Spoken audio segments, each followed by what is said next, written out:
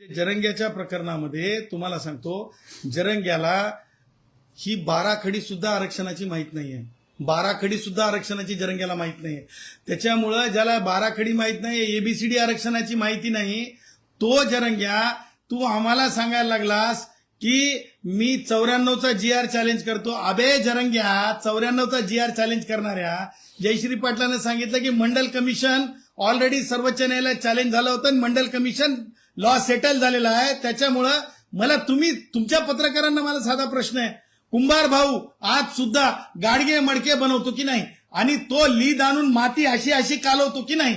माझा जो लोहार भाऊ आहे आजही अशा पालामध्ये भाता चालवतो की नाही. माझा जो वडार भाऊ आहे आज सुद्धा असे दगड फोडतो की नाही.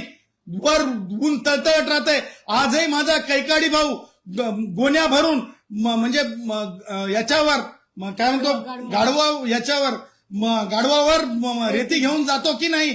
मला सांगा, माझा आजही तुम्हाला सांगतो गोसावी भाऊ तुम्हाला कसा भेटतो, आजही माझा मसनजोगी भाऊ कसा भेटतो. अशा प्रकारचं सामाजिक अपंगत्व मागासले पण माझ्या मराठा भावांमध्ये एक दाखवा, एक शिल्लक एक दाखवा, एक एक एक एक एक एक